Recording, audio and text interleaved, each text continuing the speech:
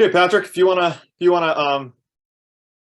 get going too with the presentation, thank you everybody for joining today. If we have any other people that are planning on joining, I'm just going to let them in as we go. So it's very nice to see everybody so far in this meeting. I am with Patrick. Patrick, you can go to the next slide as well.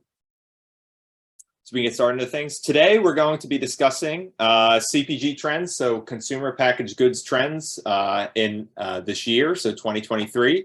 And then we're also going to touch upon SAP Business One and how it's benefited other CPG companies so far in the United States and all over the world. I have a few people joining. And we're going to discuss the different industry tactics to boost your sales, to boost your inventory, to boost your supply chain operations. And Patrick, our guest speaker, is going to be going over what's new and facing the CPG industry, as we know, based on different ideas, different categories, and what's new and coming.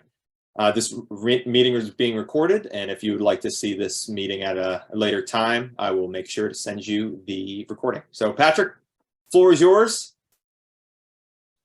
Awesome. So we all just met Tyler. I think we can go into a little bit about ourselves. So Tyler is in Pittsburgh at SAP Business One, executive at CeleriTech, wealth of knowledge in the food and beverage and e-commerce industry. I'm Patrick, president of Schulz Consulting Group, accomplished food scientist, entrepreneur with a wealth of experience in developing, commercializing novel food and beverage products. So a little bit about what we do at Schulz Consulting Group. We really focus on kind of pairing the products to the consumer psychology. We currently developed over 40 different SKUs, worked with over a dozen companies, worked with some reputable brands such as Veil Labs, Zero Carb Life, Intra Energy, some others. Best way to connect is through LinkedIn, or if you want to just scan this QR code here, I'll leave it up for a second. I'll give this over to Tyler to talk a little bit about CeleriTech. Yeah, so CeleriTech, we about 20 years ago, it began its operations in the country of Venezuela in South America. It started as a SAP Business One technology solutions company, working with small to medium-sized companies in South America and Venezuela. Grow with their inventory operations, financial operations, complete supply chain operations, and within the past decade, CeleriTech has expanded into the USA and into Canada. We also have offices in Italy, in Brazil, in Mexico, all over the world. So we are looking to tailor our operations or our products to assisting small to medium-sized companies with affordable business management technology. So we're able to completely manage the front end and the back end all in one singular place. And our main goal and our main passion is for helping companies scale, get off the ground with technology so that they don't have to focus on all the manual entries, all the manual data, but we want to make people's lives easier. So. Awesome, thanks, Tyler. So get into a little bit about what we're going to cover today. First off, an industry overview about CPG food products, trends and sustainability, indicators, pitfalls. We'll talk a little bit about plant-based meats, what's going on there, alternative seafood, some other novel sustainable products, then also trends in health and wellness, again, indicators and pitfalls, and then a big thing that's really taking over the industry right now, food beverages. Transitioning into e-commerce, talk about the growth of e-commerce and how that's really changing how consumers see products, and we have an interesting case study there to go over. So just a quick industry overview of CPG food and beverage. U.S. packaged food market has been growing at a cumulative annual growth rate of a little under 5% between 2020 and 2030. These are just projections here from Forbes and Graham's View research. Within this entire CPG industry, including foods and other products, non-alcoholic beverages are the most purchased products by volume. Geographically, we're in a good spot. North America is the largest market for food and beverage CPG products, followed by Europe, Asia Pacific region. And we all know how COVID affected the food supply chain. We're going to talk a little bit about how that affected the e-commerce and the boom going into it later on in the presentation. So for starters, trends and sustainability. So here I always like to look at key indicators pushing an industry, and especially the trends. So 58% of consumers avoid products with XX packaging. Obviously, that's a sustainable aspect. Recyclable packaging is top indicator in US consumers when purchasing sustainable food. Almost 3/4 of American respondents see food waste as a problem in the US. 54% of US consumers reported that sustainability influences their purchasing decisions when it comes to food and beverage. Now, this aspect's interesting. A lot of consumers will basically pay more money for a more sustainable product, but some consumers will not only buy it on it being sustainable. So you still need to have good branding, good product, still needs to taste great, and to get that edge over the competition. Furthermore, 62% of consumers said they're trying to eat more sustainably than they were 5 years ago. So one of the pitfalls here is that there's so many different metrics for sustainability. When you're trying to perceive your product to the consumer, you really need to know what they find sustainable. So these 7 aspects are carbon, nitrogen, water, energy, biodiversity, social, and waste. There's actually more than these 7. These are just the biggest ones. We'll get into this a little bit more as the presentation goes on. So I wanted to start off by talking about plant-based meats. We all know about it. We've seen it in the market. I wanted to take this time to kind of look at some major issues and then go on to some better alternatives to plant-based meats. So first issue here out of the 3. So the 3 issues are consumer issue, price issue, and then the meat supply issue. So this is a really interesting study conducted by Nature. They basically conducted the study over around 4,000 consumers. They found that about 20% of consumers purchased the plant-based meat at least once, 12% purchased the plant-based meat on a couple occasions. Only 2.79% of households only purchase plant-based meats. About 86% of plant-based meats buyers also bought ground meat. So interestingly, after households first purchased plant-based meat, ground meat consumption did not fall. So essentially what we're seeing is that, yes, there are a few people that are purchasing plant-based meat. Only a small handful of them are just buying it. Most people that do consume this product are also consuming meat products. And kind of the idea of the plant-based meat is they want to kind of take over the meat industry. And we're really not seeing that at this point in time. Going on to the price issues, this only isn't a consumer issue. This is also a retail or restaurant issue. So we can see that the price per ounce of animal meat on average is $1.09. Price per ounce of plant-based meat is $1.76. This is 61% more expensive. That's hard for the consumer. That's also hard for the company producing the product, because your margins, you don't have nearly as much margins if you're trying to compare your product to, at least at some point, to the animal-based meat. The third one is grocery stores and restaurants. It's hard to be able to compete with cheaper products. Let's say McDonald's was trying to sell plant-based burger. They're really gonna have to upscale the pricing of that, which might be hard for the restaurant, also hard for the consumers.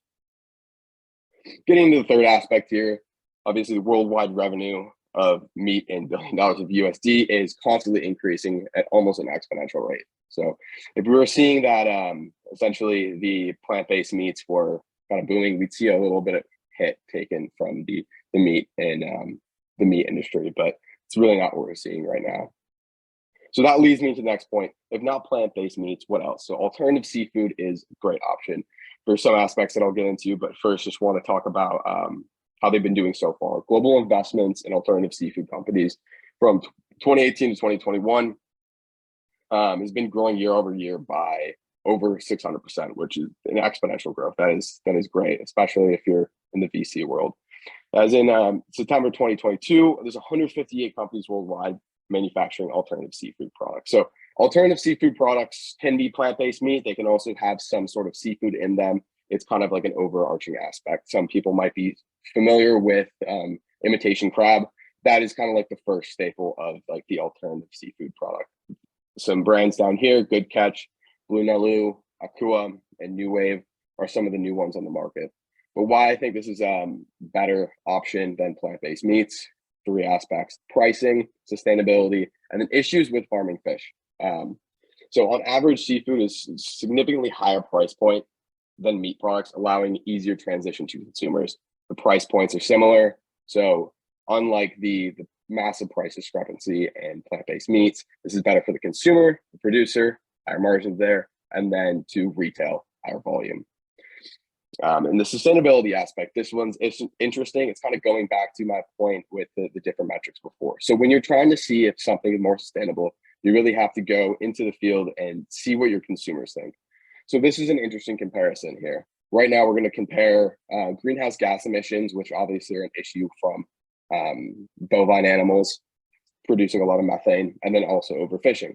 So 75% of Americans are concerned with overfishing from a 2018 environmental defund study, whereas only 60% of consumers find carbon emissions to be a major issue. So 2020, that's a 2020 study of National Retail Federation. So we can see that more consumers actually care about sustainability as overfishing rather than carbon footprint.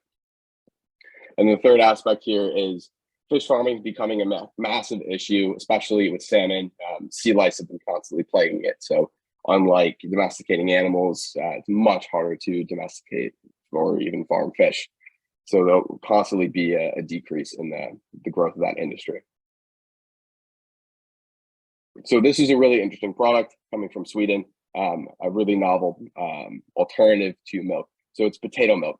The biggest thing here is its low carbon footprint. Carbon footprint is 0.27 kilograms of CO2 per kilogram. So that's just a basic carbon metric for sustainability, but we can kind of compare it to dairy milk, rice milk, soy milk, oat milk, almond milk. Almond milk's at the bottom there with only 0.7 kilograms of CO2. It's interesting because it does have a massive water intake. So this is another good example to kind of understand how to portray your sustainability to consumers if you realize that your consumers care about sustainability and you want to make a sale on that aspect. So getting into trends in health and wellness.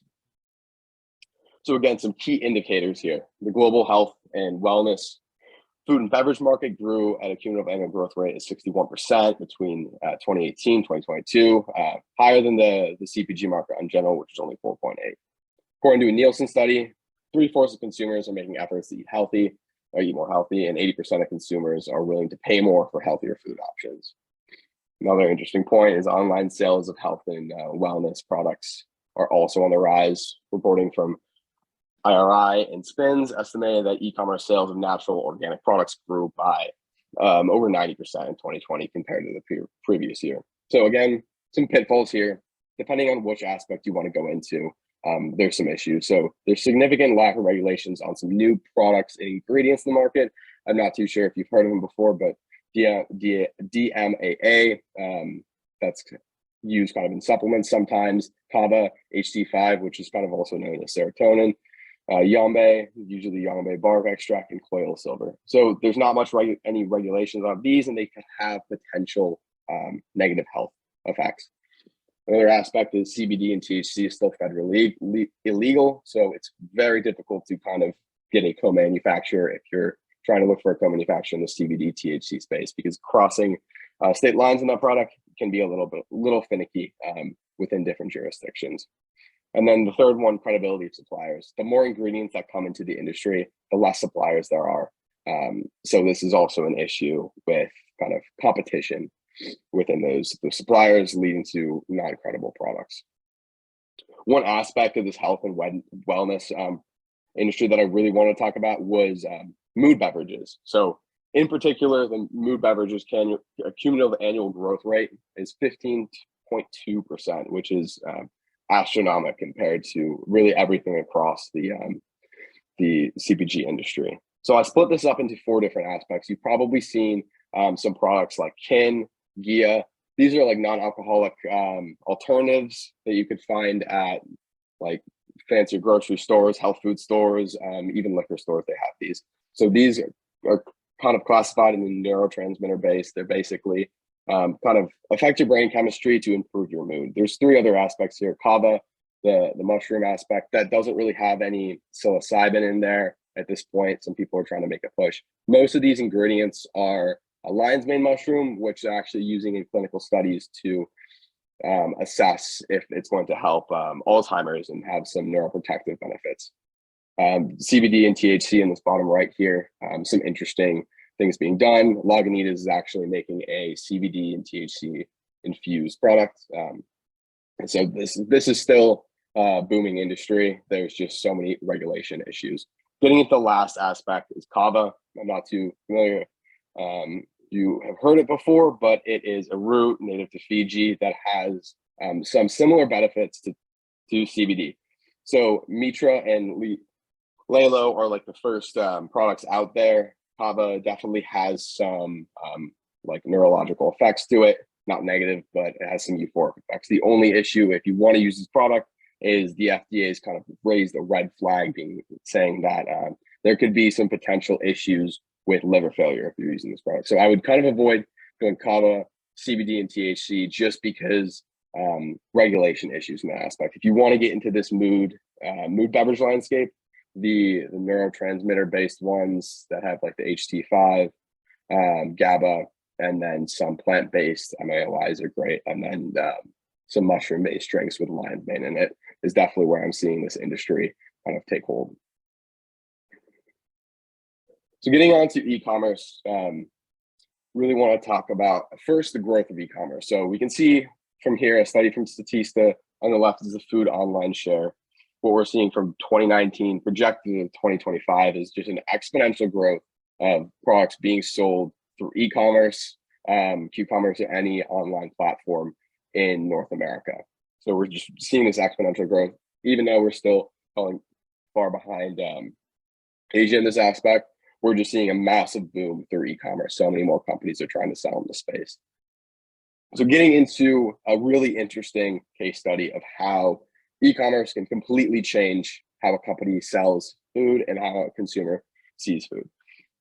This is a case study from Justin's Peanut Butter Cups. COVID-19 obviously really closed down a lot of grocery stores and some other things.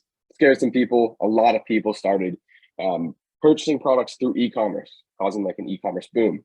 This really changed how consumers' purchasing habits changed. Consumers were usually buying impulse products.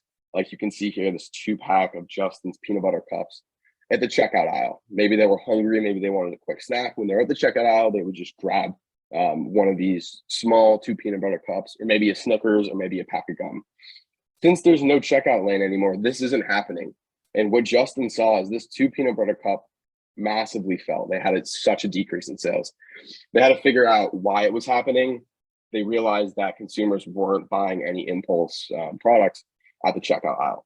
So they quickly switched around and they changed the packaging, changed how they were selling the product, trying to increase their revenue per receipt, and then came up with this kind of 6 to 8 pack of the peanut butter cups, and they were able to kind of pull themselves out of the hole. So the biggest takeaway with this is if you're going into something that would fall into kind of the impulse category for a food and beverage product, usually snack foods, you're going to want to think about how consumers through e-commerce are purchasing that product rather than in just basic grocery stores, like purchasing near the checkout aisle.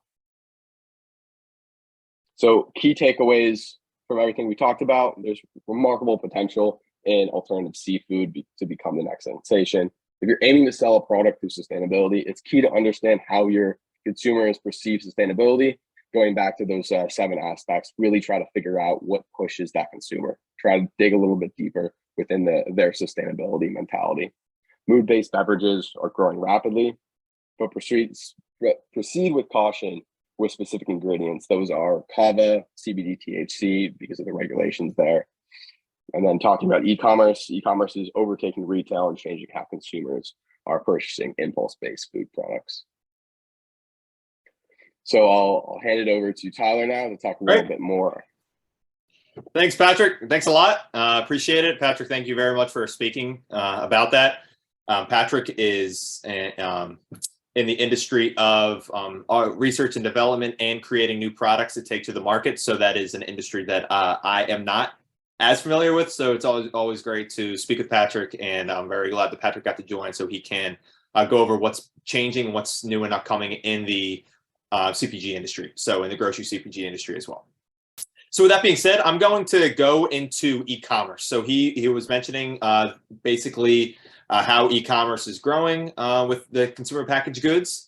industry, and I'm going to dive a little bit deeper into the supply chain and the technical side of how to organically and operationally be able to meet all the needs that your industry might have. So with that being said, I'm going to start with some statistics in regards to e-commerce. Also, if anybody has any questions throughout, whether if it's from Patrick or if it's from me, just feel free to enter it in the chat. And right after I speak, we will be able to address all questions too. So please do not hesitate to ask any questions. Patrick, you can continue to the next slide. So very quickly, I'm not the biggest statistics guy, but I found that these statistics were very, very interesting. So as we see a sharp incline in e-commerce use in the United States and Canada and all over the world, it's really very important to realize and to note that e-commerce would be able to change or is changing the consumer packaged goods industry enormously. So companies that are currently not selling via e-commerce are honestly very much seeing not as much return as they could be if they were selling online. So with that being said, if you were not selling online currently, you would be able to make, it is average, then this is an average statistic, but you'd be able to make $63,000 more in monthly revenue even after the first month. So a newly set up e-commerce store would be able to take you to a $63,000 average in monthly revenue, according to Grit Impact. We're seeing that in 2023, it's estimated that 218.8 million US consumers will be shopping online. And then according to Forbes, $511.8 billion of sales in 2023 are projected, $604.5 billion in 2024. And then it's estimated at $710 million. I'm going to let somebody else into the meeting. Will be in 2025 in e-commerce sales. And this is my favorite statistic that I was able to see, is that 95% of all purchases will be done through e-commerce by the year 2040. So by the year 2040, it's looking as if, according to NASDAQ, that retail stores will not be as populated and popular, but almost all purchases will be done via e-commerce. So groceries, CPG, medications, nutritional products, everything will be done via e-commerce. So with that being said, it's 2023 now. We have about 17 years, if I'm good with my math, 17 years to figure out how to perfectly manage e-commerce and how to adopt the strategy of e-commerce into our daily lives. So Patrick, you can go to the next slide. So I'm going to bounce into what CeleriTech does. We are your full e-commerce operational partner at CeleriTech. Easy Digital T. Do softwares out there that are able to manage all of your e-commerce sales all under one platform. So if you have, if you are selling a consumer packaged goods grocery product, let's say you're selling juice or you're selling a beverage, you might be selling via Amazon. You might be selling via Whole Foods online, Target online, Walmart online.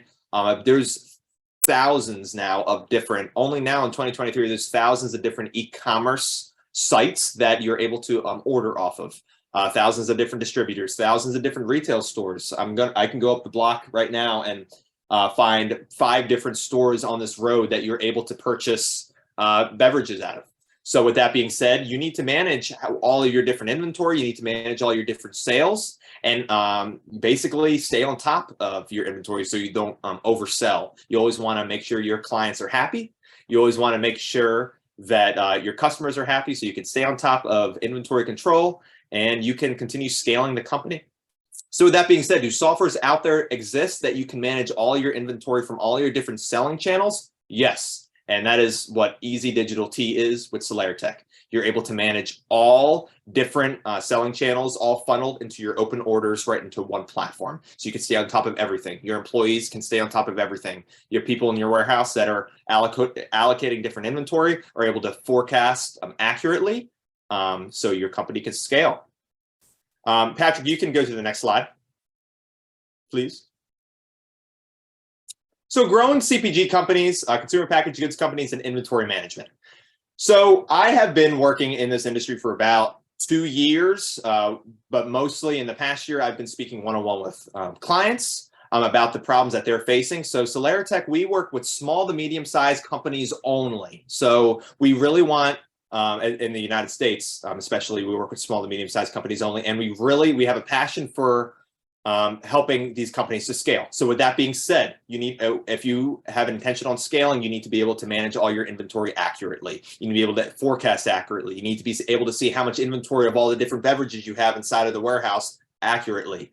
If Target places an order with your beverage brand, you need to be able to actually fulfill that order. You need to be able to make Target happy so they continue buying from you and profits can increase. With that being said, it is a statistic that 46% of small to medium-sized companies either don't track inventory or they're tracking it via pen and paper. So with that being said, with a exploding industry of technology coming in and helping these companies, it is important to stay on top of the competition, to stay on top of all your thousands of orders coming in with technology to automate that process. So you can just log on to the technology and see how much inventory you have in every single warehouse, how much inventory you can make based off raw materials, and completely organize your operations. I'm letting somebody else in. I'm glad so many people are joining still. 75% of all supply chain management professionals want to improve their inventory management practices. So 75%. So 3 out of 4 supply chain management people in the industry, they want to improve. So it's very evident that they're either doing too many manual processes, too many manual operations, and they're either overselling, they're underselling, they have too much inventory in the warehouse, they're not staying on top of forecasting, and it's something that they want to change. 46% of warehouses today, the top issue, the number one issue is human error, which is, I don't doubt that, just because I know that throughout the course of my day, I make errors too, and when it comes to warehouse and an inventory, it's important that human error is reduced. And the way it's reduced is the manual tasks that humans are doing inside the warehouse needs to be automated. So with that being said, automation comes with investing in technology. So that is what I'm going to go into the next slide. Patrick, you can continue. So how are you going to manage your inventory? You're a small to medium-sized beverage company. You have people Target's buying from you, Walmart's buying from you, Whole Foods is buying from you, 7-Eleven is buying from you. You have Amazon, you have orders coming in every single day. You have Unify ordering from you as well. You need to be able to manage all your inventory. Even me saying it out loud makes me anxious too, because for all these different orders, for all these different arrays of demand, you need to be able to stay on top of all your inventory. Managing inventory is so incredibly important as the e-commerce is on the rise. So with that being said, how are you going to manage all your different selling channels? How are you going to manage all your different inventory?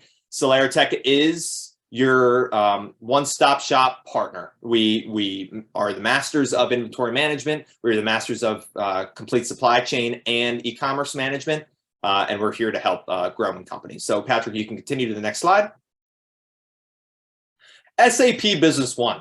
So we are the leader of ERP in the entire world. We are the #1 most used ERP. What is ERP? Enterprise Resource Planning. So maybe you've heard of SAP before. It's used by some of the biggest companies in the world. But what CeleriTech does is we only work with small to medium size. I keep on saying that. I just really want to emphasize that. So with that being said, we have an emphasis on inventory tracking, inventory management. Letting somebody else in. Streamlined warehouse operations, improved order fulfillment, and better decision making. You can view your entire operations from a singular tablet or via online. You'll be able to see how much inventory you have in every single warehouse. You'll be able to see how much is already committed, how much has just been purchased, how much is being delivered, and your clients or your customers will be able to see a step-by-step notification. So let's say Miguel Milano, I see him in the audience right now. He's ordering a beverage for my company, right? With the second he orders the beverage, you'll be able to see a notification for when it is when it's being fulfilled, when we receive that order inside of our back office, when it's being picked and packed, and when it's being shipped out, and actually when it's delivered to. All those notifications will be able to be inside of your SAP Business One platform as well. So it's designed for smaller companies just because it's supposed to save time and with a lot of manual, instead of manual written methods in the warehouse, you'll be able to use scanners inside the warehouse to for all the ins and outs, as my boss likes to say, ins and outs.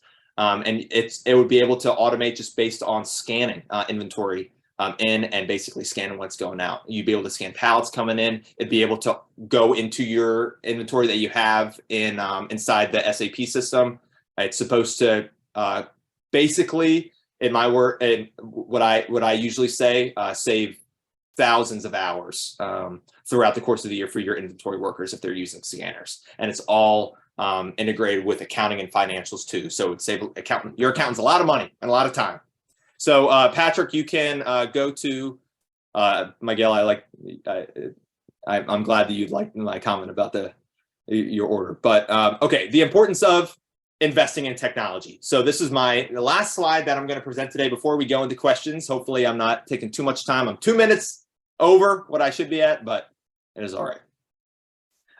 Okay, the importance of investing in technology. So my CEO and me, we talk very often, and he is extremely brilliant. I don't even know if he's in the meeting right now or in this webinar, but we talk about the importance of investing in technology. So he not only works with CeleriTech, but he also works with other different companies, and he sees the importance of technology. And he speaks so much about scaling with technology and how important it is to stay on top of technology as well. If you want to compete with your biggest competitors, if you want to stay on top of these global catastrophes that are happening, such as COVID-19, which is in our generation, the biggest economic challenge that has come to business. So thousands and thousands of companies had to shut down because of COVID-19. And now, once we thought that we were out of COVID-19, now we have entered this economic challenge of the supply chain not receiving orders on time, rising in prices, rising price of raw materials for your production lines. If you want to stay on top of the climate of uncertainty, it is so incredibly important to invest in technology for reduce manual entries, reduce manual processes, automate your processes. You'll be able to save a lot of time. So instead of having to spend weeks on making a report, an inventory report, a production report, seeing how your employees are doing, see how your sales are doing, which of my products are selling the most, which of my retailers is not making enough orders, which retail should I invest a lot more of my time on. You'll be able to see all reports right in front of your eyes within the click of 3 buttons, maybe even 2 buttons inside of SAP Business One. So that being said, when I spoke with Wilbert Moreno, who's my CEO, he said it is not a lot, 3%. It doesn't seem like it's a lot, and it isn't a lot. But 3% of your total revenue within the course of the year needs to be in the following year reinvested back into technology so you can stay on top of the game. You can stay on top of the climate of the ever-changing world, economic world, supply chain world as we know it. So if you are investing 3% of your revenue back into your company and in technology, you have a large percentage of probability that you will stay afloat. So with that being said, 86% of small business owners in the US believe that technology platforms just themselves, not the lower prices or the higher prices, not their employees, not the sales that they're making, technology, they are saying that they are able to survive. I'm sure that can even play in part with personal lives. That can play in part with business. Technology is growing, and if you want to stay on top of this changing world, it is so incredibly important that you start allocating your time and automate your processes, whether it's day-to-day processes, whether it's making charts, making lists, forecasting. It needs to be done manually so you can stay on top of the competition and you can stay afloat. You could save money. And I keep on saying you could save a lot of time. You could save a lot of time if technology is automating your processes. So with that being said, I think that's it. Patrick, is there another slide, or is it just some open mic questions? Okay, so we're gonna open the floor too, really quickly. I know we're over the time, but it's all right. We're already past the time, so we can take a few more minutes if needed. So does anybody have any questions? I think that Monica Negron has a question. Most of the statistics it comes from. So these statistics that I was mentioning, Monica, are for the U.S. market. That is correct. So since CeleriTech expanded into the U.S. about 10 years ago, I wanted to make, and Patrick, all of his business and all of his clients are in the U.S. I believe, Patrick, correct? I have a few in Canada as well, and then one in Africa. Most of them are within North America, though. Okay. So yeah, all those statistics would be U.S. based, but yeah. Does anybody else have any questions? How long does the software selection implementation take? Okay, so in regards to the software selection, usually we are very adamant about companies wanting to have a full encompassing decision. So with that being said, we always convince people that are looking into new software or scaling up with new technology to see all their options. So SAP Business One is the greatest option in my opinion, but we also would want people to see all the different technologies that are out there as well, different ERPs that are out there. But with that being said, a selection usually in my experience takes about 2 to 3 months, and then implementation takes about 3 months average with CeleriTech. We have a large tech team, we have a large development team, and yeah, we're able to tackle projects pretty quickly. Okay, Jenny, we can send the slides. Go on, Patrick. Sorry about that. I was just saying we have the recording, so we might post that if they're interested, or just send the slides. But going on to Monica's question regarding the plant-based meats, that really just those 3 issues that I was seeing with the plant-based meat market really is just for plant-based meat analogs. So stuff like Beyond Meat, Impossible Foods.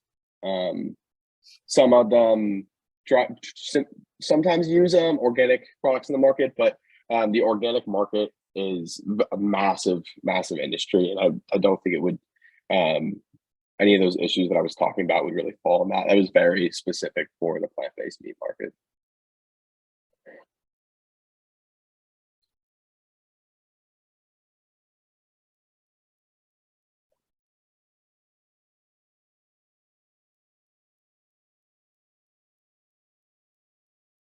How you want to take this question more on the technology side? Yeah, how can an SM company that process frozen vegetables take advantage of technology to scale up their business? Great question, Monica.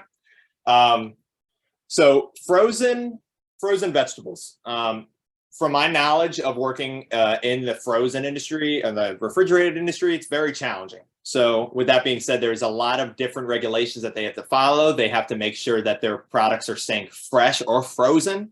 And with that being said, you need to be able to manage expiration dates. You need to be able to, if your inventory is inside your warehouses, you want to make sure that the older inventory is going out first using methods such as first in, first out.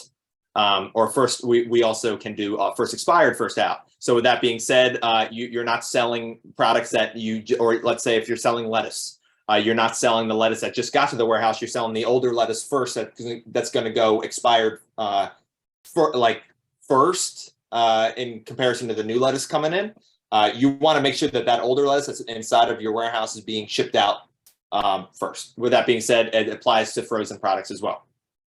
So depending on the expiration date of any of the products, it's important that your system automatically knows that those products that are about to expire first must go out first. So with that being said, the technology would be able to, SAP Business One would be able to notify you when the expiration date's coming, and it will be able to prevent you from selling product that's already past its expiration date, so you don't run into any legal or regulation issues with the FDA.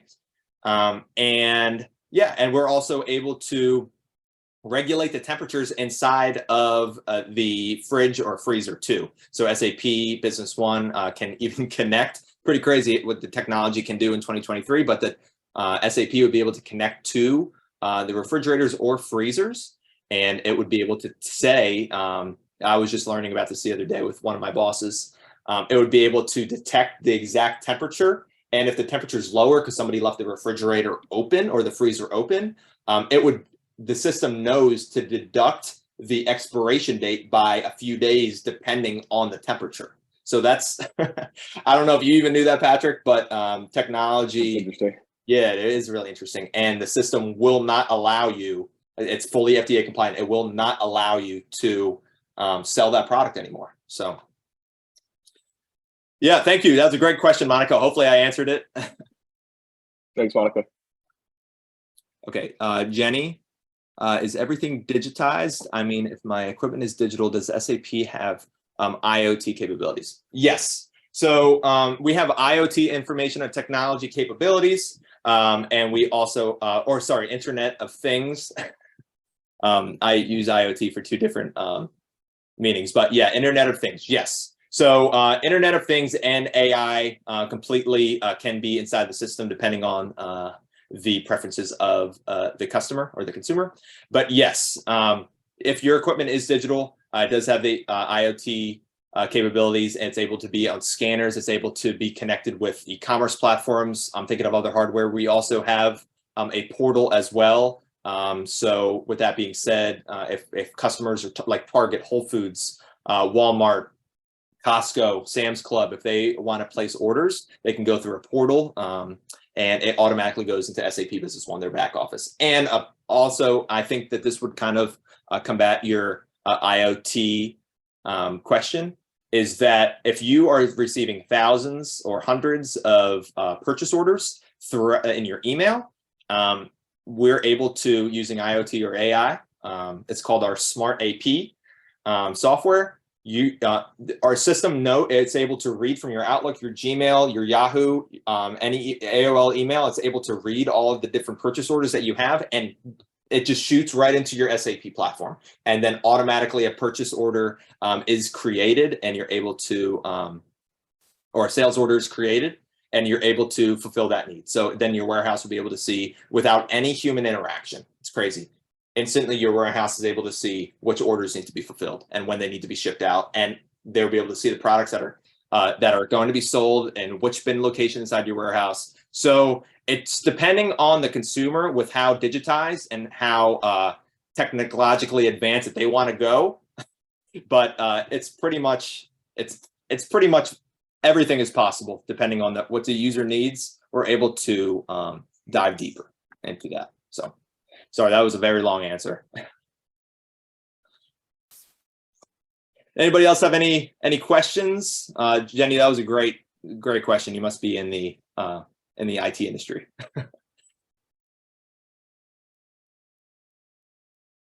Leave it open for like one more minute if anybody has any questions.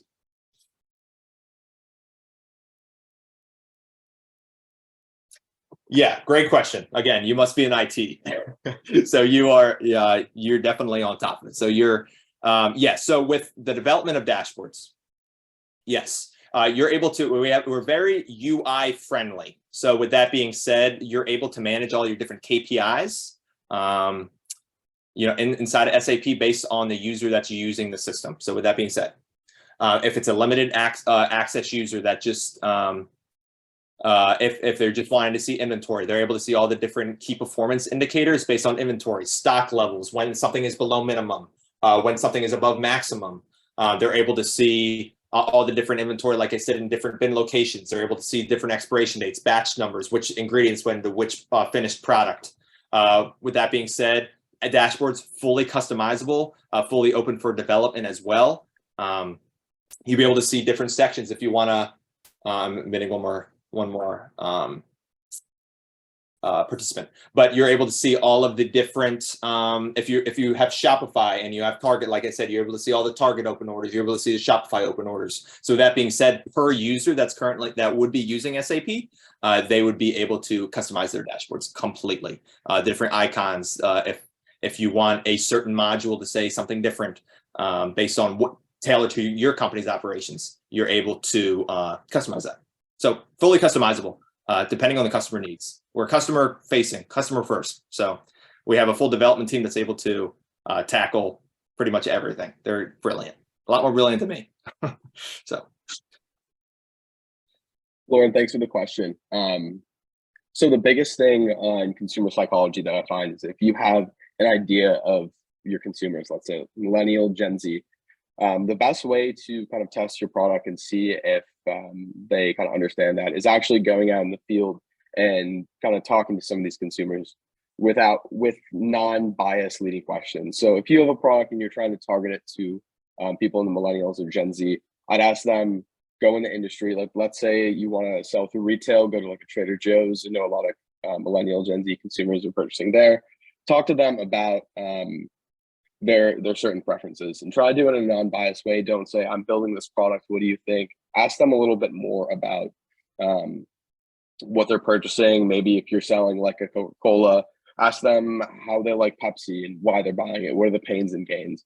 That's really the best way to do it. You can also kind of look in like some industry data, but for very specific products or really anything in the CPG industry, you really need to know the motivations on regarding the consumer. And the best way to really do that is talk to those consumers. That's a big thing that we like to do at a Schulz Consulting Group is understand the product completely and then really try to figure out what drives those consumers and then tailor that product to the consumer. So I hope that answered your question, Lauren.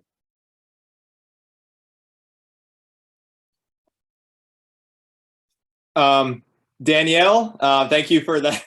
Thank you for that message. So the next, I don't know if it was a direct message to everybody, but whatever topic that you would like to hear or anybody would like to hear, I'm sure Patrick and I would love to present on it. And this is what we like doing. We like researching and we like talking. So anyway, Monica, that's a great question. Monica asked, what kind of software will you suggest when my company imports packaging products and we are lost of tracking those products coming in? We do it directly and sometimes we have no idea when it's arriving. Okay, so great question. And we might have to wrap it up kind of soon, but great question. We're able to, at CeleriTech, we're able to manage your import operations via our easy container management system. So it's obviously very controllable via your SAP Business One platform. You're able to see based on GPS inside the system, you're able to see when your import will be arriving. And then basically when it does arrive, you can scan it in and it will be allocated into your inventory via the bin location that's it's designated to go to. So with that being said, the second that it leaves the port of, let's say, Italy, if you're importing wines, you will be able to track where that shipment is on Earth, and you'll be able to have an estimated date of when it will actually arrive. So all accessible inside the system. Is there a module to do operating procedures? So I think by operating procedures, I don't know if you're referring to production, manufacturing, or if you're referring to financial operations, or just basically inventory in general. Production, yes. So if you are, I'm going to go back to the example of beverage or juice production. So with that being said, yes, we do have production modules inside the system. You'll be able to, we have something called the materials requirement planning. So it's an MRP. Claudia, my boss, actually always mentions it like it's a blender. So you'll be able to see all of the different raw ingredients that go into your beverage, one beverage, or if you're in a production run, if you're making 100 or 1,000 different beverages on a production run, you'll be able to know how much ingredients that you have in the warehouse and how many finished goods you'll be able to produce with your inventory that you have on hand. So with that being said, it's called the materials requirement planning. And then the system will see, let's say if you want to make 1,000 bottled juices, right? Your system will know how much raw ingredients you have inside the warehouse, and it will be able to say how many you would actually be able to make. If you're not able to make that many, it'll give you an alert and say you're not able to make that many, but we're going to send out an automatic purchase order to your vendors. So we're going to get sugar from Texas. We're going to get beet juice from Idaho. So it knows the vendor that you always commonly buy from. And with that being said, it will send out the purchase order and you'll be able to get the incoming goods. And if you have, and let's say in the bill of materials, it's called bill of material management, bombs. But if you have a bill of materials that's a finished good, but inside of the bill of materials, there's other production orders that you have to make that BOM complete, it'll automatically make a production order as well for that raw material that's for a bigger parent item. So hopefully I explained that well. Sometimes I think I explain it well in my head, but it doesn't come out that way. So, but great question, Jenny. Does it exist somehow? A way to automate cartonization in direct-to-consumer sales? So I actually, Patrick, both me and you should kind of speak about this. I'd like to hear you kind of talk about direct-to-consumers, the D2C landscape and the environment. But yes, does it exist somehow to automate cartonization? So I was actually just talking to a client not too long ago that wants to ship nationwide. And with that being said, they spend so much time looking at different shipping rates from all these different freights, so such as UPS, USPS, FedEx, DHL, any other third-party shipping carrier. So with that being said, they are spending so much time, their employees are spending so much time trying to find the best shipping rate for that box. And they're manually entering all the different weights for all the different SKUs that they have. So every single SKU was a different weight. With that being said, they're constantly putting 3.14 pounds, 4.85 pounds. Just every single time there's an order, they're entering the weight. That's automated in SAP. So with that being said, we're able at CeleriTech, we're able to import all the data from all the different shipping freights, and we're able to, based on that exact size that the system already knows, based on implementation, the system already knows that exact weight. The system is able to tell you which shipping which shipping carrier has the best rate per that certain dimensions of that box and the weight of the box. So that being said, oh, USPS is charging me $3.50 less than FedEx is. So with that being said, if someone is off mute. But anyway, you would be able to see which shipping rate's the best, and you save a lot of money, make a lot of really good decisions for your company. So great question, Claudia. Amazing. Hopefully that answered your question, Claudia. Does anybody else have any questions? Yeah, great questions today. So amazing. And Patrick, can you just speak quickly? And this, I guess this could be the last kind of answer, but can you talk quickly about the D2C? Yeah, definitely. I feel like kind of spinning off this question for D2C, one of the biggest issues that I've seen with a lot of companies is getting the revenue of receipt to be optimal. When you're going D2C, it's really important to try to get the most out of kind of your advertising and what you're selling. Let's say you have a beverage company and you're trying to sell, let's say some sodas, some cherry cola, let's call it. It really doesn't make any sense to sell single pack. So especially with the cartonization, you need to find a way to optimize the amount that you're selling, just because looking at marketing for direct-to-consumer sales, you're going to be spending money for like clicks or basic advertising. You really want to be able to optimize the amount that you're selling, the revenue per receipt, per single person. That's a big key there. And obviously you have to work around what the sizing is and the unit cost of actually fitting everything into the packaging. One of the things I was working on with specific can shape is trying to figure out how much we can fit into a box, even if it's non-conditional. I know a lot of beverage companies might sell 12, 24 packs, but there's other ways, depending on the can shape, to optimize and sell as much as possible with that single receipt, and also keep your cost of shipping down.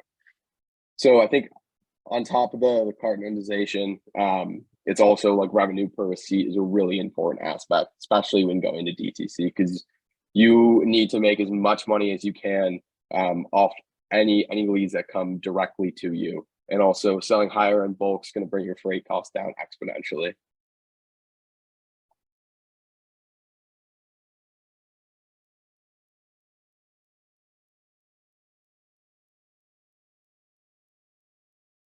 Oh, I think you're on mute, Tyler. Oh, sorry, yeah. I always do that. I just did that this morning. Oh, Patrick, you got another question.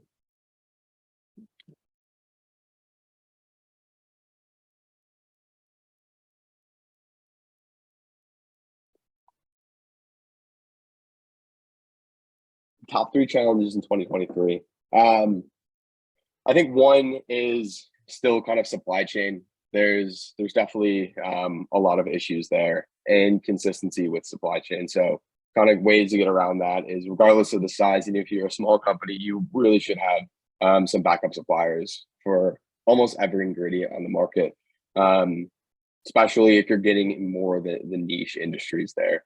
That's a big, massive aspect. The second one is freight and shipping costs. Those are constantly going up. It kind of fits into the same aspect of supply chain. But if you're going through direct to consumer, especially, which is a big thing, that's something that you really need to tackle and basically make sure that's 100% done. The third one, I was trying to think of another big challenge that would kind of succeed the rest.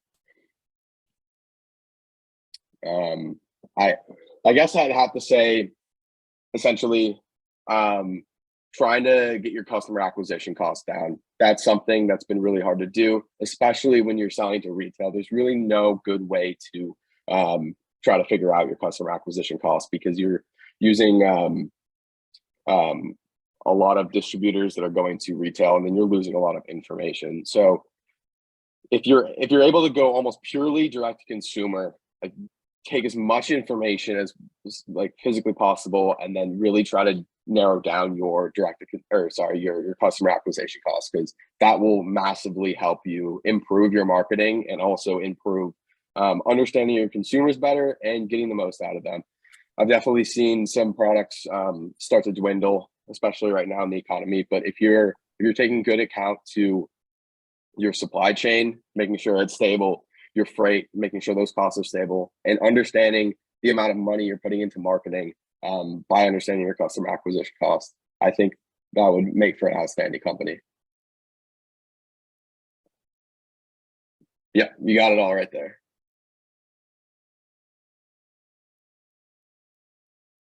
I think thank actually, you, everybody. Oh, go on, Patrick. Sorry. Yeah, sorry. It's not the customer acquisition cost to be low. It's just having a very good metric on that. Sometimes your customer acquisition cost might be high, but that's because, like, Starbucks customer acquisition cost is pretty high. They have a huge customer lifetime value. They're always getting the customers back. So I wouldn't say, obviously it's good to be low, but you still really want to have a good metric on that ratio of customer acquisition to customer lifetime value. Know those numbers like the back of your hand and make sure they're bulletproof, and you'll be good to go.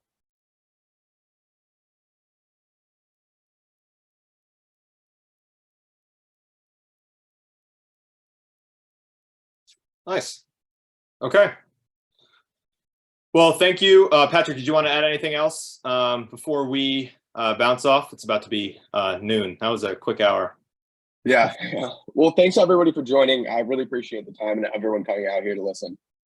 Feel free to contact us through LinkedIn. It's been wonderful and fun doing this. Yeah, no, Patrick, thank you very much. This was a lot of fun. I'm really glad we got to do this. Jenny, thank you very much for your question too, and Claudia and Lauren and Monica and everybody else that was able to ask some pretty insightful questions. So if anybody wants to contact us through LinkedIn, it would be our honor to speak with you if you have any additional follow-up questions. And again, thank you so much for your time. And if you want to see this recording by any means, or you want to see the presentation that we presented, you can just ask us and we will kindly send that over. But on behalf of CeleriTech and Schulz Consulting Group, we thank you very, very, very much for spending your morning with us, if it's morning where you are. So, okay, thanks everybody. Awesome. Thanks Have a again. good one.